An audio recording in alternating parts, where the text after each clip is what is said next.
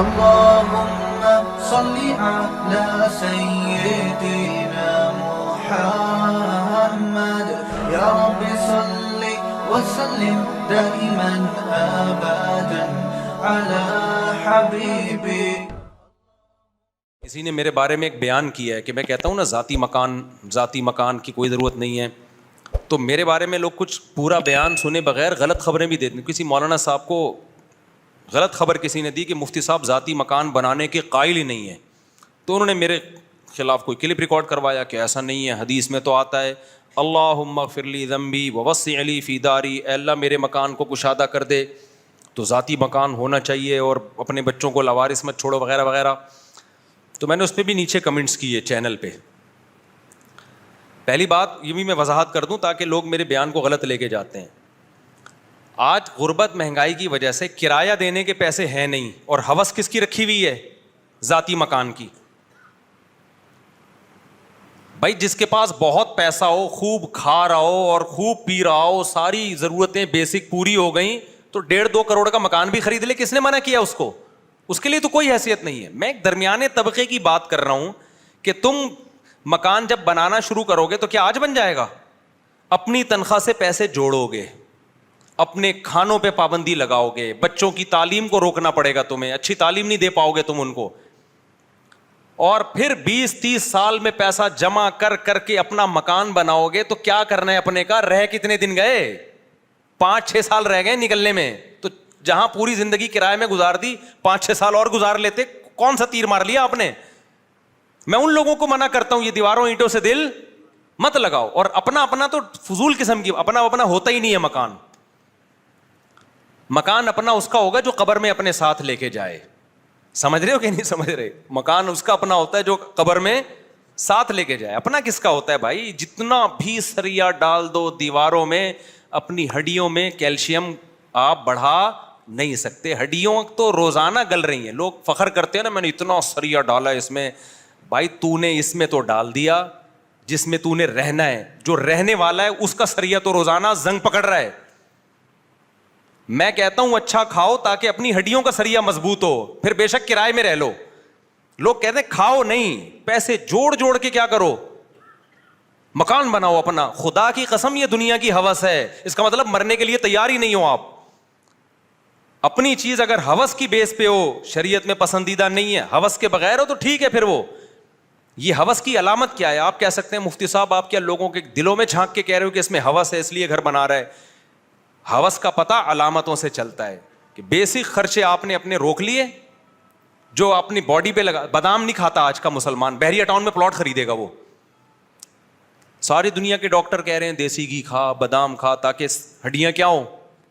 مضبوط ہو نا. کہہ رہے ہیں ایکچولی ہمارے پاس یہ بڑے لوگوں کے بات کام ہے بھائی دیسی گھی کھانا، اور ایکچولی بادام بڑے، ہم تو دال کھائیں گے. لیکن گھر کیسا؟ گھر تو اپنا ہے نا. گھر کیا ہے؟ گھر کیا ہے؟ اپنا ہے. اپنے گھر میں بے شک جھونپڑی ہو، بے شک گندے نالے پہ بنا ہوا ہو، اپنا گھر کیسا ہوتا ہے؟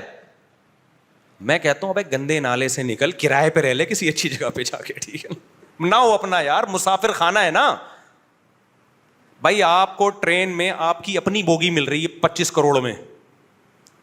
ٹرین والے کہہ رہے ہیں یہ آپ کی بوگی آپ کی ذاتی ہے، پرسنل ہے. کراچی سے آپ نے پشاور جانا ہے، یہ آپ کی ذاتی ہے، 1.5 کروڑ جمع کرا دے تو.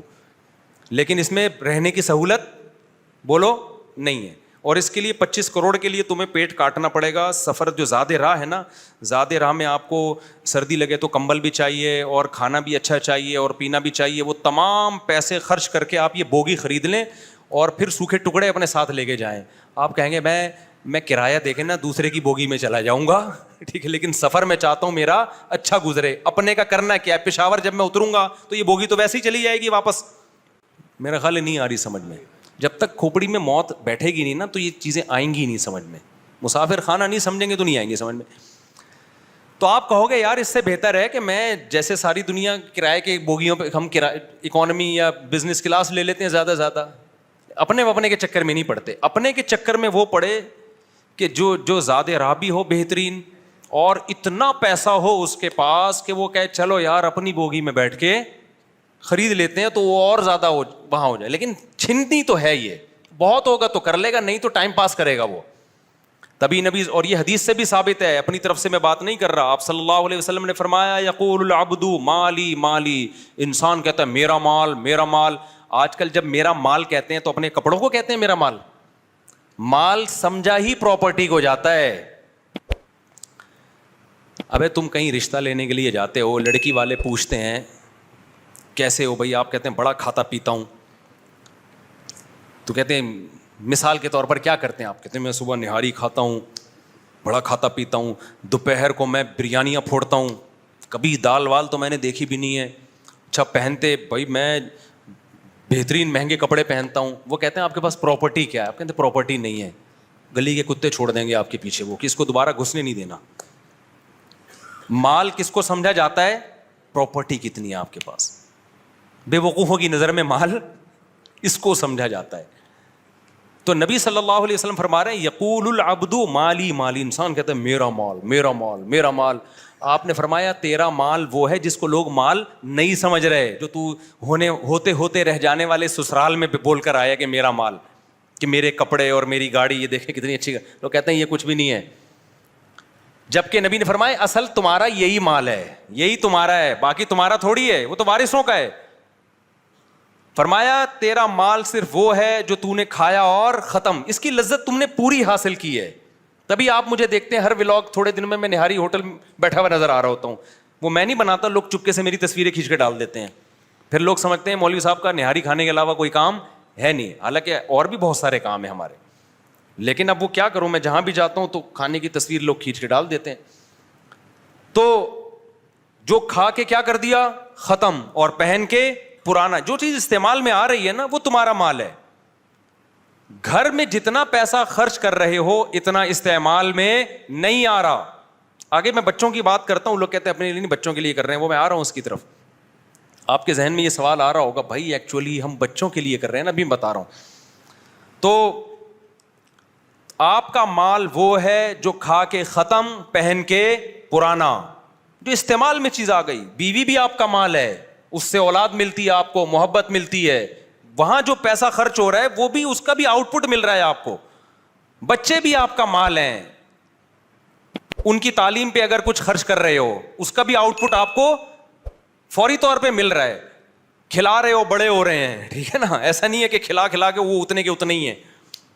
ہاں اگر شادی کسی چھوٹے قد کی خاتون سے ہو گئی ہے تو وہ ایک الگ بات ہے, اس میں پھر یہ ہوتا ہے جتنا بھی کھلاؤ وہ اتنے کے اتنے ہی رہتے. وہ ایک آدمی کو غصہ آ رہا تھا نا, اس کی شادی ہو گئی بہت ہی چھوٹے قد کی خاتون سے.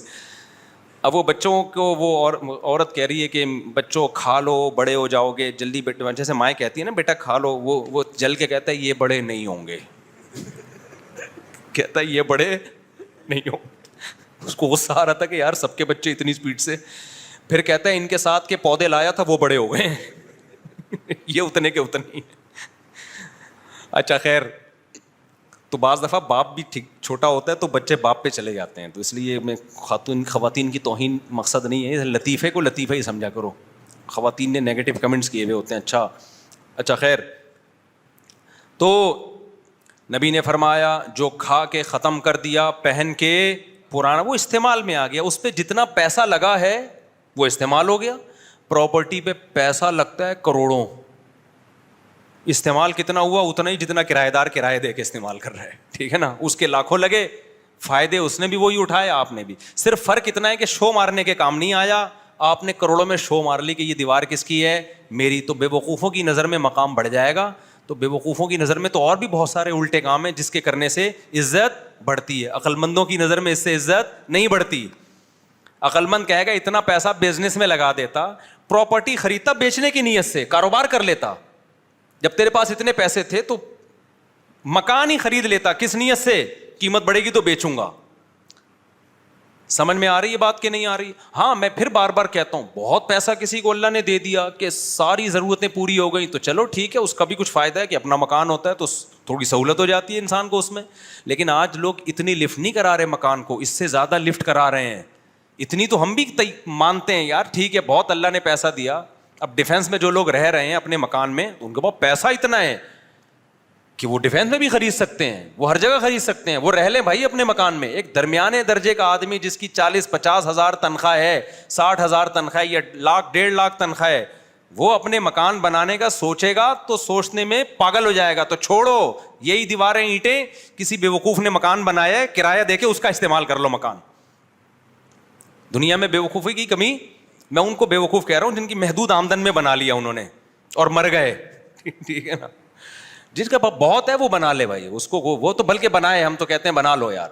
باقی جو بچوں کا مسئلہ ہے نا, کہ میں اصل میں ایکچولی اپنے لیے نہیں بنا رہا, میں کس کے لیے بنا رہا ہوں, بچوں کے لیے, تو یہ باتیں بھی اس پہ سوٹ کرتی ہیں جس کی آمدن بہت زیادہ ہو, بہت زیادہ آمدن ہے, وہ اپنے بچوں کے لیے بنائے. بلکہ پھر ترغیب ہے, حدیث میں آتا ہے اپنے بچوں کو لوارث مت چھوڑو, تو ان کو میں منع نہیں کرتا مکان بنانے سے. بہت زیادہ آمدن ہے, بچوں کو کھلا بھی دیا, پلا بھی دیا, کھا بھی لیا, اور تعلیم بھی اچھی ہو گئی, اب صدقے خیرات بھی خوب ہو گئے. یہ بھی تو آخرت کے لیے بھی تو ذخیرہ کرنا ہے نا, خوب صدقہ خیرات بھی ہو گیا, پھر بھی بچ رہا ہے تو چلو یار سب بچوں کے لیے ایک ایک پلاٹ لے کے ڈال دو, یا ایک گھر بنا دو کہ ہمارے مرنے کے بعد ان کے پاس کوئی پراپرٹی ہوگی, کیونکہ پراپرٹی کی قیمتیں بڑھتی ہیں. سونا لے کے ڈال دو, سونے کے بجائے پراپرٹی لے کے ڈال دو, مکان بنا کے دے دو ان کو, ٹھیک ہے. درمیانے درجے کا آدمی یہ بھی نہ کرے. وجہ اس کی یہ ہے کہ جب آپ ٹینشن لوگے نا تو آپ کی اپنا پیٹ کاٹنا پڑے گا. آپ کو اپنا پیٹ کاٹو گے تو پھر ہوگا کیا, بڑے پیٹ کاٹ کے جب بچوں کو بناؤ گے تو آپ کے مرنے کے بعد آپ کہو گے میں نے بچوں کو ٹھکانہ دے دیا, تو ہوگا یہ کہ تھوڑے دنوں میں بچوں کو یہ خیال آنا شروع ہو جائے گا کہ ہم نے اپنے بچوں کے لیے کیا کیا ہے. کیونکہ بچے بڑے ہوں گے, شادیاں ہوں گی ان کی, فوراً ہی تھوڑے, یہ زیادہ ٹائم نہیں لگتا اس میں, 4 سال 5 سال کی سہولت ہے ان کی. اس کے بعد ان کو یہ خیال آئے گا کہ میرے ابا نے مکان بنانے کی فکر کی تھی, ایک خواب دیکھا تھا جب وہ بچے تھے, اور الحمدللہ 75 سال کی عمر میں انہوں نے بنا دیا. ٹینشن لی 75 سال تک, نہ صحیح کھا سکے نہ پی سکے, تاکہ ہم روڈ پہ نہ آئیں. اب ہم نے اپنی یہ نسلوں کی فکر کرنی ہے. پہلے دن سے وہ ابا کے نقش قدم پہ چلے گا, نہ وہ کچھ کھا سکے گا نہ وہ کچھ پی سکے گا. اور 75 سال میں, یعنی آپ تو اس لیے ان کو مکان دے کر گئے تھے تاکہ ٹینشن فری زندگی ہو. ٹینشن فری ان کی بھی نہیں ہوگی, بلکہ آپ نے ٹینشن پارسل کی, آگے وہ ٹینشن اولاد کو پارسل کریں گے, اولاد کو پارسل کرے گی.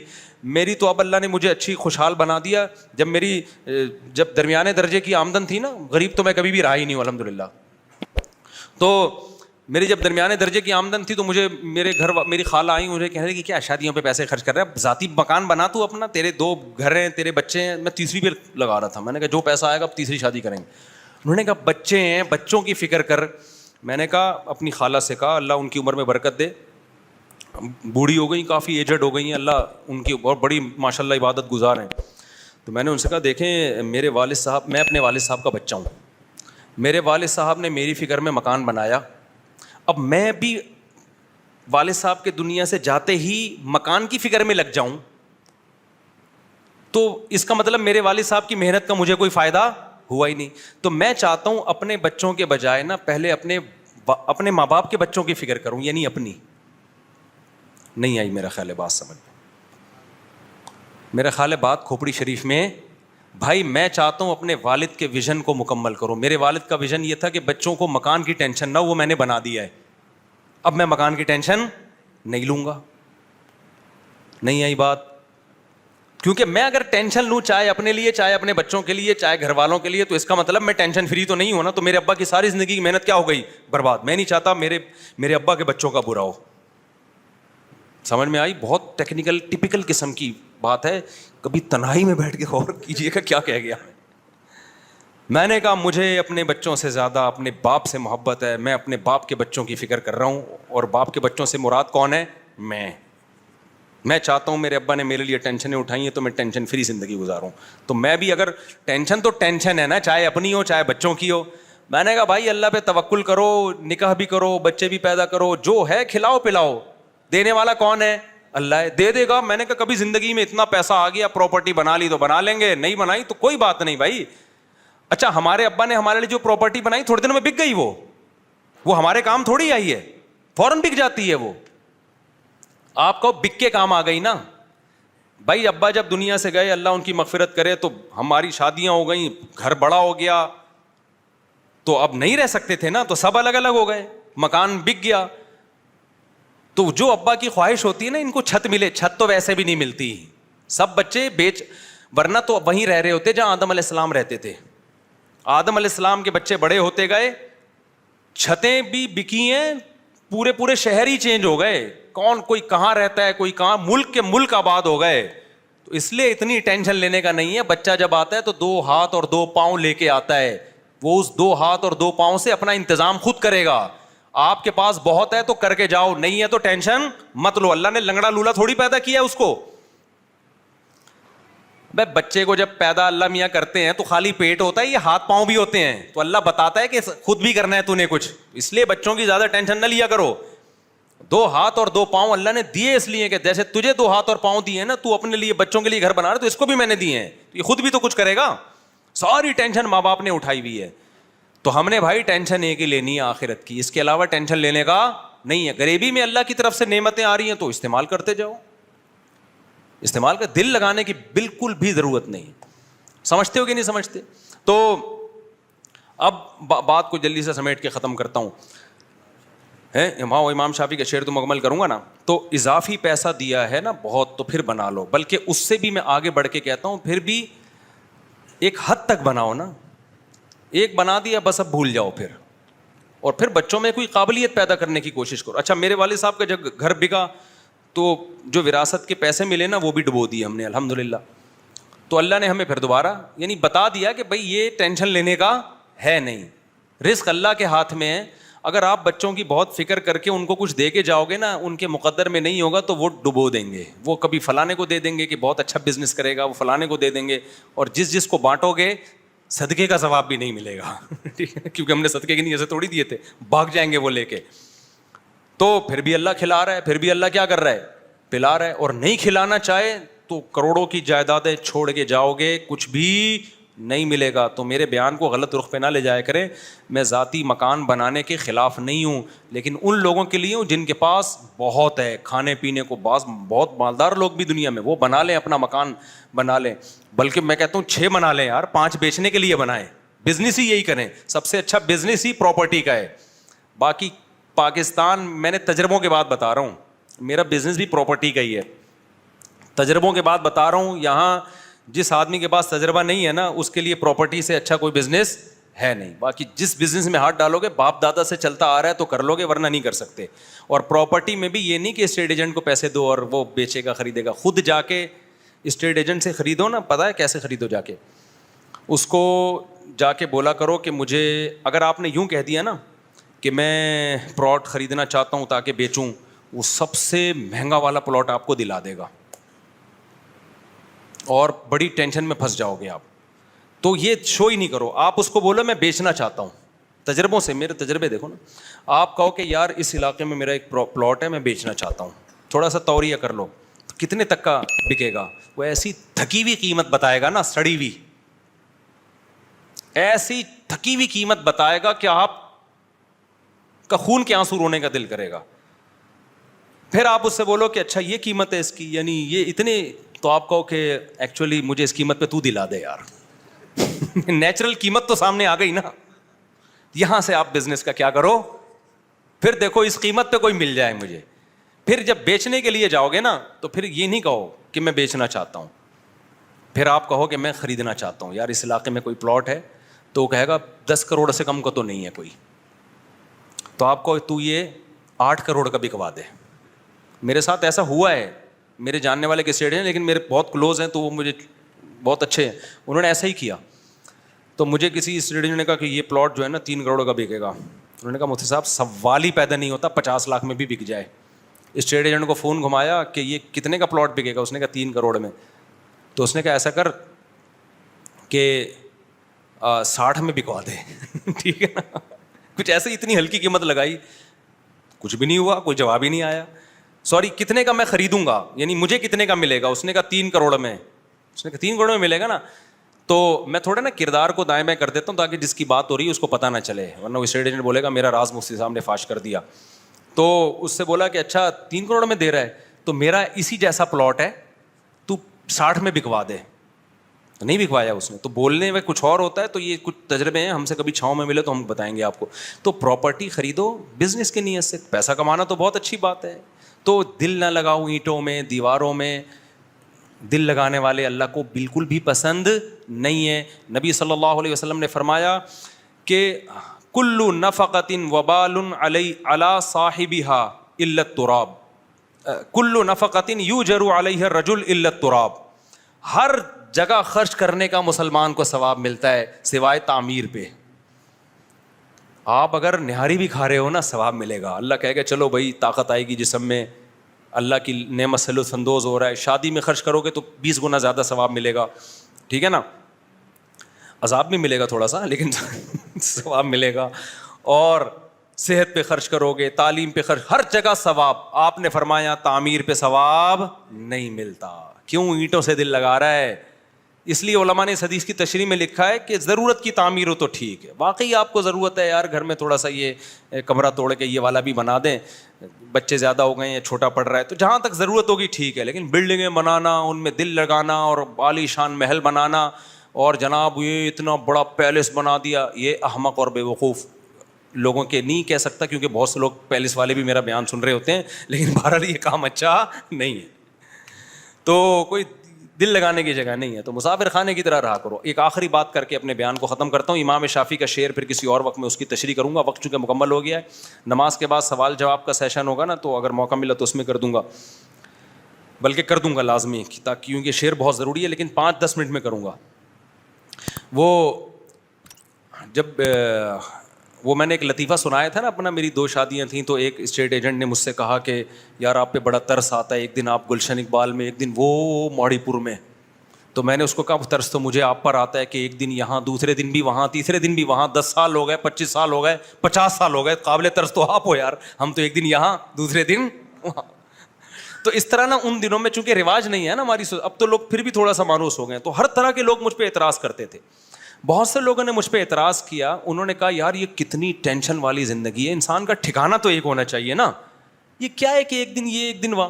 لیکن ایک مولانا صاحب مجھ سے ملے, انہوں نے کہا یار مسلمان کی زندگی ایسے ہی ہوتی ہے, یہ جو ہے نا ایک جگہ ٹھکانہ ہے آپ کا اور یہی آپ کا بستر ہے. تو انہوں نے کہا کہ مجھے آپ کے عمل کو دیکھ کے لگتا ہے کہ یہ دنیا واقعی مسافر خانہ ہے, مسلمان کا کوئی ٹھکانہ ہوتا ہی نہیں ہے, کوئی گھر ور ہوتا ہی نہیں ہے. بھائی آج میں وہاں جا رہا ہوں اس لیے کہ وہاں کی باری ہے, گھر تو نہ یہ ہے نہ وہ گھر ہوتا تو کل بھی وہیں جاتا نا. آج وہاں سے ہٹ کے کہاں جا رہے ہیں, وہاں جا رہے ہیں, وہ باری. ہمارا کوئی ٹھکانہ بولو ہے ہی نہیں. ورنہ لوگوں کو اپنے ٹھکانوں سے محبت ہوتی ہے, کمروں سے محبت. بیٹھ حضرت جی کو اس بستر کے علاوہ کہیں نیند ہی نہیں آتی ہے. مرنے سے پہلے حضرت جی اس بستر کو دیکھ رہے ہوتے ہیں. میں تو کسی بھی بستر کو نہیں دیکھ رہا ہوں گا. میں جب مرنے لگوں گا میں بولوں گا پتہ نہیں کہاں سے نکلوں گا میں, کون سے گھر سے میرا جنازہ اٹھے گا. کسی بھی سے اٹھ جائے ہمیں کوئی پرواہ نہیں ہے. تو ہم تو موبائل کی طرح گھومتے رہتے ہیں بھائی, کبھی ادھر کبھی. تو ہمیں تو کسی جگہ سے محبت جب ہونے لگتی ہے تو باری چینج ہو چکی ہوتی ہے وہاں کی, سمجھ رہے ہیں نا. جس کمرے سے محبت شروع ہونے والی ہوتی ہے باری چینج ہو جاتی ہے کہ چلو بھائی اب وہاں. تو مسافر, اسلام نے جو زیادہ شادیاں رکھی نا اس میں ایک یہ بھی کانسیپٹ ہے, مسلمان کا ٹھکانہ وکانہ نہیں ہوتا بھائی, اپنے گھر ہوتے ہی نہیں ہے. تو اور میں تو اب میرے والد صاحب نے جو گھر بنایا تھا ہمارے لیے, جس دن ان کا جنازہ اٹھا ہے نا اور جو رات میرے اوپر گزری ہے, تو اس وقت مجھے اندازہ ہوا کہ کیسے زندگیاں انسان کی گزرتی ہیں اور ایک سیکنڈ کے اندر سب کچھ ختم. میں اکثر سناتا ہوں نا, جس رات جب ہم نے دفنایا بھی بہت جلدی تھا, تو اگلی رات کو ہم انتظار میں تھے, والد صاحب کی آواز آئے گی, بھائی دروازہ بند کر دیا, کنڈی لگی, یہ سب چیزیں. والد صاحب کا کمرہ, ان کا بستر, وہاں شور شرابہ نہیں ہوتا تھا. تو وہ رات کو سب کیا ہے, خاموشی. یعنی ایک رات پہلے آواز آ رہی ہے, بھائی کنڈی لگا دو. والد صاحب کرتے تھے نا ایسے, ہم والد صاحب کے کمرے میں جاتے ہوئے ڈرتے, بھائی ان کا سونے کا روم ہے, کیونکہ فوجی تھے, فوج سے ریٹائر ہوئے تھے, ان کے سونے اٹھنے کی ٹائمنگ تھی. بھائی ابو کا کمرہ ہے, یہ والد صاحب کا کمرہ ہے.